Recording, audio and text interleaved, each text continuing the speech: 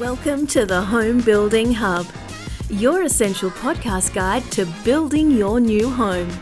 Hosted by industry experts Colin Bischoff and Darren Brennan, this conversational podcast will help better educate you about all things new home building so you can avoid costly mistakes and enjoy your building experience to the fullest, no matter which home builder you choose. Hey there folks, welcome to the Home Building Hub. You're with Colin and co-host Darren Brennan as always. Dazza, today we're going to give a little bit of an insight. We're going to talk about 5 things that you didn't know about builders, but should. That's what we're going to cover. Be a pretty short episode, but a few little tips and tricks along the way. So let's get straight into it. How are you today, firstly? Going great, mate. Yeah, I think it's a good little episode. Hopefully it just provides a little bit of insight into some of the things that go on within builders that you might not be aware of that help you understand why things happen the way they do, et cetera, et cetera. Are they secrets of the industry? Not really secrets as such, but they're worth being aware of so that you understand when you're dealing with a builder why the conversation's being led the way it's being led or what's happening out there. So I think it's pretty cool little way to start things off, mate. Bit of a peek behind the curtain potentially on some of these items. Absolutely. So just to help clarify a few things. So Daz, let's just kick off. You begin with number 1. Number 1. So the sales consultant that you deal with are often paid a commission per sale or on commission only. And what does that mean if you're not sure what commission is? So rather than getting an hourly rate to sit there and work, they actually get paid a rate when they make a sale. So if they sell you a home, they get paid. And if they don't sell you a home, they don't get paid effectively. And why is this relevant? I guess what I put down in the notes here, have you noticed 2 things they usually ask? And they often ask, have you been anywhere else to see a display home? Because they're trying to suss out, are you already dealing with somebody else?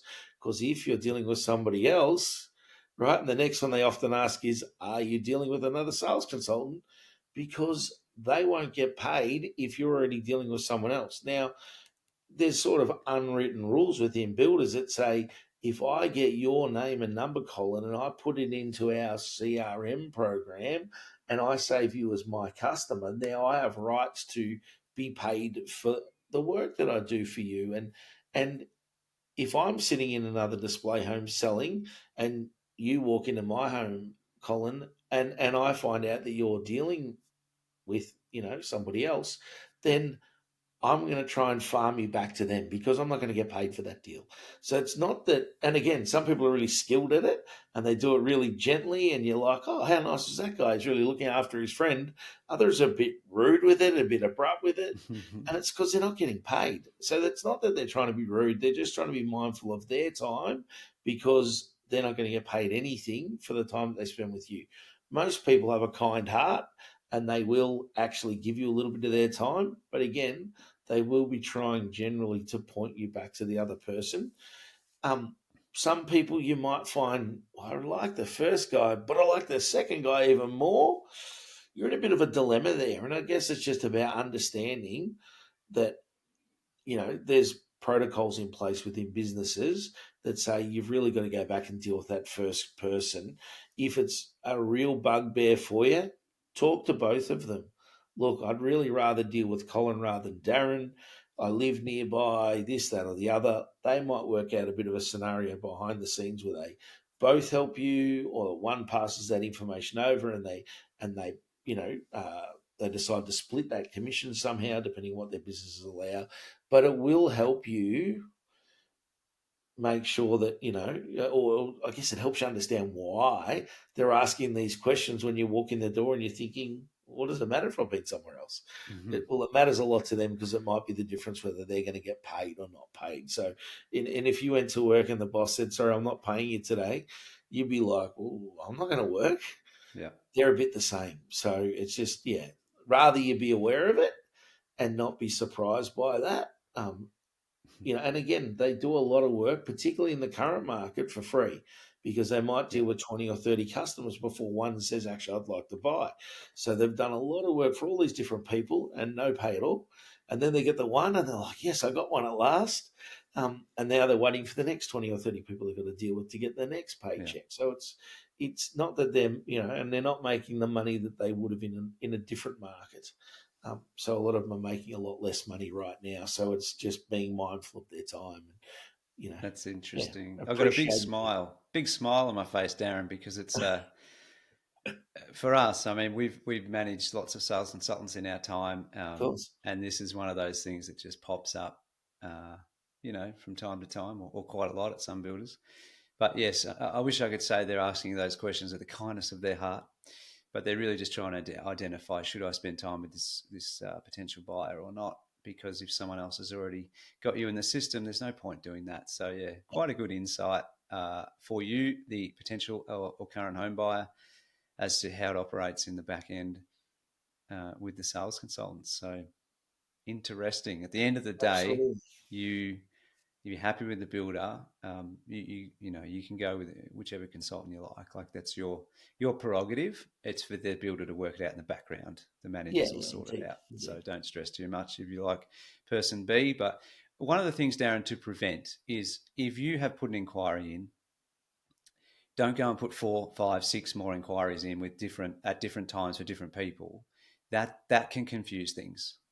So that's the thing. If you started already talking to one person, you best go back to that person. Is really what the crux of this message is. Yeah, And if you're dealing with a particular builder, it shouldn't matter which of their builders representatives, the sales consultants you go visit, the price in the end will be the same. yeah, If you do the same house with the same changes, the same upgrades, same price. So don't think, oh, I'll go around the corner and see if I get a better deal. There's not going to be a better deal around the corner. And from my experience of managing many, many sales consultants, if they do have a little bit of a discount that they've got at their discretion to use, they're giving it to you. I promise you, they're giving it to you. yeah, They're very good at giving away money, yeah, sales consultants, because they want to win the deal, right? yeah. So they don't want to not give that money away. So, don't think like, oh, I'll get a better deal around the corner. It's going to be the same deal. So, Same business, same business, same same deal. rules at the top, Yeah, passed on. correct. It is quite funny how many people do that, going from John to Sarah, trying to get the same better deal, same Yeah, business. Yeah, interesting. But anyway, we could go on for an hour on that one, Darren. I reckon. true. Tell some war stories. I bet I've got Yeah. plenty of those. But anyway, number two, builders can only build in certain areas. So, and this is just something so you don't waste your time. If you've already got a block of land, just check, ask the builder, the consultant if you're in display, or check the website for the build zones and areas, because you want to make sure that that builder can actually build in that area.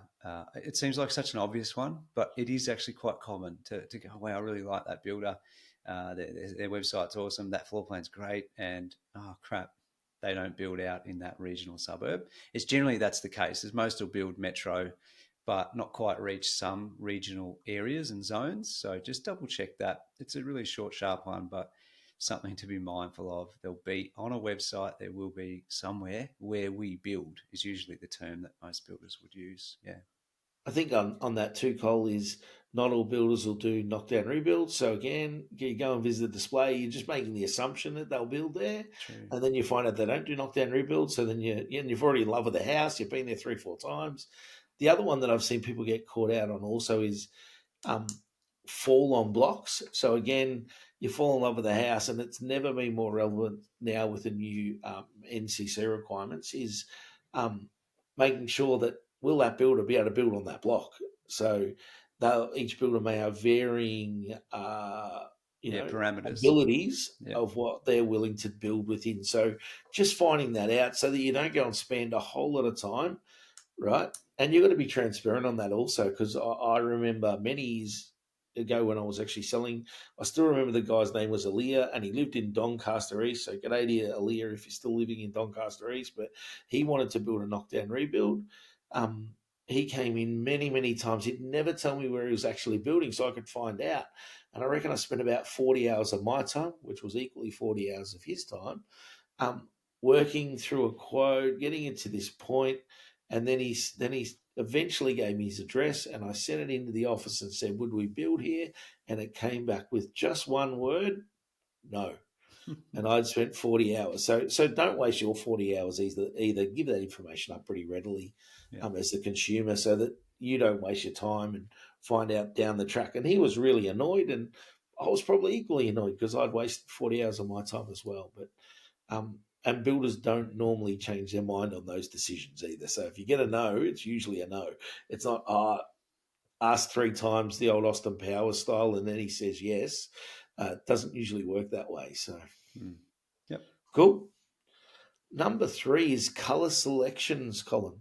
And I guess the thing to be aware of there is some builders offer a full color selection in a color gallery. You can go along, pick every single wall in the house, every single internal, external fittings. Some offer only predetermined color boards. Some offer a choice of both. I'm not saying whether one's right or wrong. It's just that's what actually happens. So be aware. Again, ask the question about if you are going to a color selection studio, how long does it take? Right? Will I be there for a day, 2 days, half a day? Do I need 2 half days? Also understand, do I have to be there during the weeks? Most builders only do them during the week, so you're going to have to take time off work. So if you haven't allowed for that and you've got no annual leave days, understand it's going to cost you money to have a day off work. How are you going to make that work, etc. How long do you have to make decisions once you've done that color selection? Can you make changes? So you get home and you think, gee, we're going to paint that wall, blue, and now I've realised that it actually probably looked better red. So, can I change that? And if so, how many days after the colour selection do I get to make those sort of changes? They're things just to be understanding of. The other part is there's always this term builder's range. That's a broad statement, builder's range, but that's referring to the builder's range, that actual builder you're dealing with range, and they'll vary. So I'll give you an example. You may have a builder's range of bricks with one builder, and there's two bricks to choose from in the standard base range, and then you can choose all these other bricks and pay a little bit more money for. Builder number two might say, well, we've got an extended range of builder range. So they're offering you 6 different bricks, right? Generally, when they're offering a bigger range, you're going to spend less money when you go to your color selection. So, I've seen average spend on some builders at their color selection centers $5,000 to $7,000 on a single story, and maybe up to around about 20 on a double. But I've seen other builders where it's 20 grand on a single story, and it could be 30, 40, 50 grand on a double story. So sort of getting an understanding, what can I expect to spend when I go there as a rough idea? What do most people spend? Ask that question, because you might get a quote and think, oh, this builder's $5,000 cheaper than the other builder. But by the time you've done the color selection, you've added 25 grand more on. The other one, you've only added 7. All of a sudden, even though builder number two's quote was $5,000 more expensive, your end build price is cheaper. So it's just making sure you get all the answers on that, I guess. Yeah, Any interesting thoughts on one. that one, Tom? Yeah, I have a few thoughts. You covered them for the most part, but perhaps I'll just move on to the next one because it sort of links Cool. straight to it. So the discussion Darren's had there with the brick example. So some may have 2 bricks, category 1 bricks. Others in their base price may have, as Darren said, 6 bricks. It might be including category 1 and category 2 bricks, which would cost more, but they've got a higher base price as a result because they include 6 bricks. So it is all what I'd consider all relative, which leads to the next point, which is around promotions and discounts and builder positioning in the market. So the first thing to learn is it is all relative. Every builder needs agreements with, they call it procurement, with the trades and with the suppliers, how much they pay for the bricks, how much they pay for the timber, or whatever, the floor tiles, you name it. And some builders negotiate that really, really, really well. And that's because they're bigger builders potentially, or mid-sized builders, or they have better relationships, and some don't negotiate it very well at all. Now, obviously, that reflects in the base price. That aside, what happens is you guys will see all these promotions out there, and it's very confusing. So you'll see big discounts, a price from $179,000, right? You might see a value add promotion, which is pay 10,000, get 35 grand of goodies, or get 50 grand of upgrades at no cost, and things like that. That they're probably the most common two, I would say, Darren. But you have to understand that the builder's base price is relative and reflective of that. So there are builders who position themselves with, let's go with price point. Okay, we're going to target price pointed buyers, and we're going to have less inclusions up front and less goodies included in our standard inclusions. And that means that we're going to charge more for site costs, and we're going to charge more for upgrades. We're going to charge more in the color appointment, right? So your initial quote, like Darren's example, is probably lower, but by the time the end of the day, once you're all said and done, you're probably going to have to spend 20 or 25 on top of that just on upgrades to get to where you want it to get to. Some people may say, I just want it bare bones and basic. So that would be a good choice for you. If you're happy with that, the more we see now, Darren, I think people want a few extra goodies more than ever. So then you might go to another promotion that is pay 10, get 30 of goodies to choose from, or get 50 grand of upgrades for absolutely nothing. You'll find the base price of that builder to be a bit higher than the first example, because they've got to factor in those upgrade costs that you're going to be picking at no charge. So it'll be, oh, I bumped the thing. So it'll be all relative, So I think that's a really important one that we've said before. If you want to go track back through our episodes, we've actually got a promotions episode that really dives down into this, the strategy of builders and all that sort of stuff. I won't go through it in too much detail, but essentially, when I keep using the term "it's all relative" is because you don't want to look at the base price and compare the base prices. You don't want to compare the site costs, because some builders include, just a little bit, and therefore site costs will be higher. Some builders already pre-include a whole bunch of stuff, upgraded slab and all that sort of stuff, so their site costs will be lower. You want to look at the overall price. You want to look at your sales consultant and builder, and that you're comfortable with them. And you want to make sure that it's got all the goodies included that you actually want. Not that Uncle Gary tells you, not that anyone else tells you. It's your house, right? So you need to make sure it's got what you're happy with, and that you're happy with the builder and the pricing. Doesn't mean you pick the cheapest, doesn't mean you have to pick the most expensive, but just settle on what you're most comfortable with is generally our feedback always. Because there are some good cheap ones out there. And for someone who's mentally like, yeah, I'm happy with that, I'll add on a few goodies myself because I'm pretty handy. Great. Like, it's a good win for you. But for someone who doesn't want to do any of that, you're probably going to go for instead of a cheap builder, you're going to go for what I'd consider a good value for money builder. Someone who sits in that little bit more than cheap, little bit less than luxury or premium or whatever. There's a builder for you. Okay. So hopefully that's pretty helpful. What In I've seen, Cole, positioning. too, Yeah. is some builders offering, 4 or 5 discounts in their quotes. Yep. So they'll give you a discount off because we've got a limited bit of a discount, and then we'll give you a bit more discount, and then we'll give you a bit more discount, and your land's titled, and we'll give you a bit more discount. And all of a sudden you add all these together and it's $30,000 or $40,000. But if you look at the end price, it's the same as the other builder that gave you $3,000 off, or gave you $5,000 off, because that's all they had to give you. So it's just, I guess, be aware of the smoke and mirrors. Don't just walk in and say, well, I want $30,000 off because they gave me $30,000 off.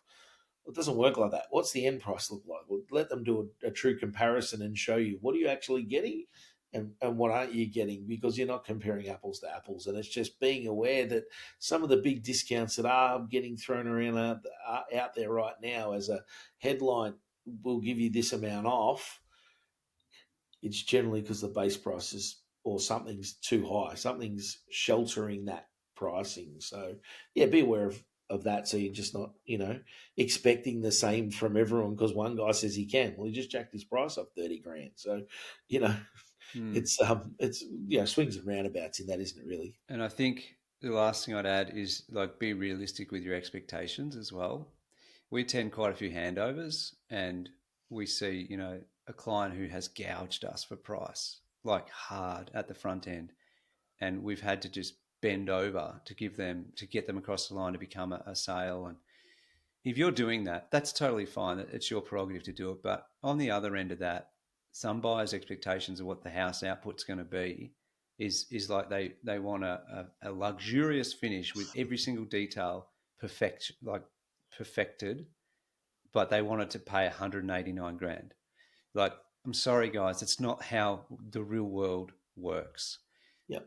Now, when a builder talks to you about pricing, you have to understand if you've got a builder that's the cheapest, it's only logical and it's absolute common sense, or as I like to refer to, Darren, uncommon sense, for you to see very clearly for the builder to execute your construction.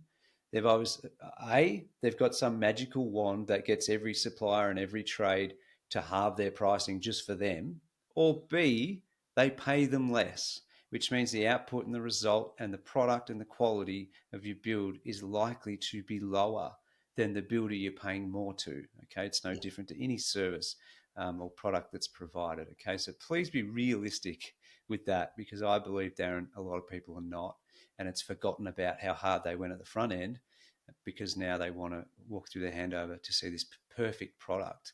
It just won't be that case. We're just trying to be open and honest here. Good value for money, I find, is the Should best be purchase. really, really nice. But It'd if be you're nice, expecting it brand to new be, house, yeah. yeah, correct. But Just be people mindful picking of up that. just some silly little things. I guess, for me, I like to position people with most of the market should buy a good for value money house. Not the cheapest, not the most expensive, but somewhere it sits in the middle.